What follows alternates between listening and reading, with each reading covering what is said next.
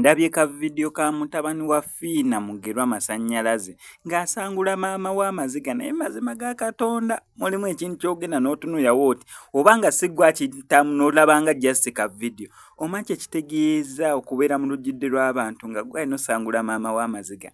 Omuntu yenna alina ategeera asobola okubisaamu akafaananyi ti omanyi we kitegeera mu momenti ng'eyo nga ggwe alina osangula maama w'amaziga agamutulukuka obulumi omuvubuka oyo bw'alina kati ate oyinza ogamba either bwenkanankana oba busingako bwa maama we ali mu kubeera ng'akaaba. Ekyo nkikugamba kubanga Fiina akaaba lwa maama we kufa obulumi bwalimu bungi naye ate noono omutaba n'asangula amaziga ga maama mulimu ebintu Mukama Katonda atusaasire tuleme bituukako.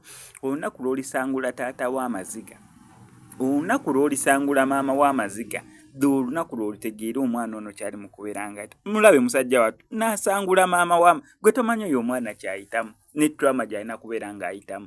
Nze SMX nakalabako taata wange mamanyi wange ye mulabye emirundi mingi ng'akaaba kubanga nkuze naye mbadde naye bamaama mubamanyi mulimu ensonga ezibanyiza oba ezibayisukkako naye taata wange nakamulaba ng'akaaba amaziga emirundi ebiri.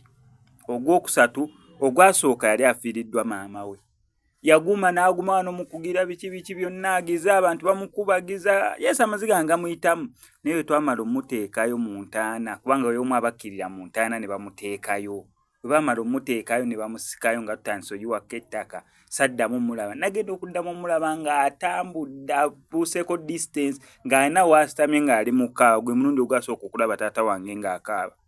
Omulundi ogwokubiri omulaba ng'akaaba nga jjajja waffe jjajja omusajja taata we ng'afudde taata yakaaba amaziga. Omulundi ogwandibadde ng'ogwokusatu okumulaba ng'akaaba teyakaaba naye ng'osobola olaba obulumi bw'ayitamu oba mujjukira omuliro ogwakwata actually gwakutte at the start of this year sina start of this year wakayitawo emyezi nga ebiri omuliro gwakwata actually gwe gusembyeyo okukwata awo mu Bwayiise. Ogenda ku TikTok n'obulaba bu video ojjala omuliro gwakwata awo e Bwayiise. Omuliro ogwo gwakwata bizinensi ya taata wange ye yajja omuliro. Taata yamala ennaku nga 2-3 ewaka nga tavaawo kyamuviirako n'okulwala musajja wattu naye namulaba kolo teyakaaba mbw'oba akaabe naye ng'osobola olaba obulumi bw'ayitamu. Naye olunaku lw'oliraba mukaddewo maama wo ng'akaaba sinakindi nga ggwe alina omusangula amaziga muganda wange lw'olitegeera obulumi omwana oyo bw'ayiseemu okulaba ng'asangula maama we amaziga.